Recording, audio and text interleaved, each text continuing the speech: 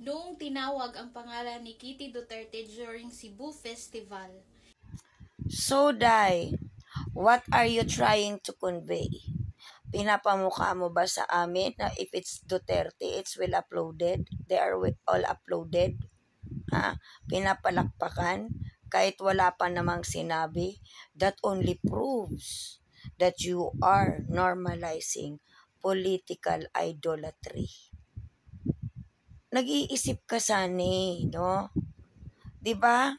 Dapat ang pag-iisipan natin pagdating na sa pagpapalakpak ng tao. Kasi hindi ko maintindihan kung anong gusto mong iparating. Oo, nakakagigil in any way. Oo.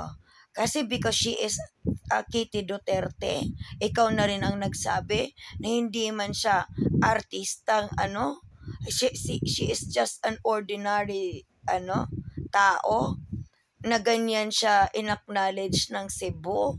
So ano yung gusto mong marating? Basta Duterte, kahit wala pa namang track record kung ano yung ginawa ng taong yan mismo, papalakpakan because she is Duterte. Ha? Yun ba yung mindset na gusto mong ibigay sa lahat? Na basta Duterte, kahit lumalapang ng tae, papalakpakan? Ha? Wala eh. Kaya nang ganito ang Pilipinas because of that kind of mindsetting. Oo. Saan ka? Anong gusto mong iparating? Dagdagan mo yung content mo. Kasi insinuating eh.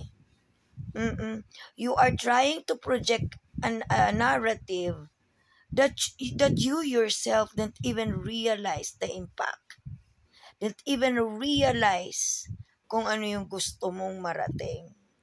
Pero ako, nakakagigil. Isipin mo, si Kitty Duterte nung tinawag, pinalakpakan ng mga tao kahit hindi siya sikat na artista, siya ay simpleng nilalang. So, nung connect? Anong connect? Anong gusto mong ipakita? Anong gusto mong iparating? Kasi Duterte, anak ni Digong? Bakit? Pag si Kitty ba umupo dahil Duterte, mai-insure mo ba at ma-assure na yung ginawa niya ng tatay niya na pinapalakpakan ninyo kuno, kaya niya ding gawin? Wow. Wow na wow.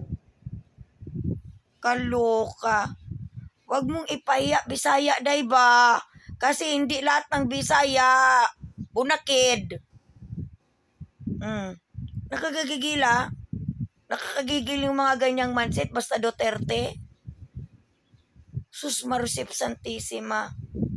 So basta Duterte, automatic uniform? Parehas ang mindsetting? Parehas ang kayang gawin? Eh ako nga, I held myself magaling. But I cannot, di ba?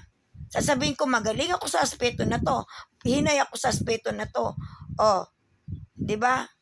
Pero hindi ko yan talaga mapapangawakan na ganyan din ang anak ko. Kaloka ka.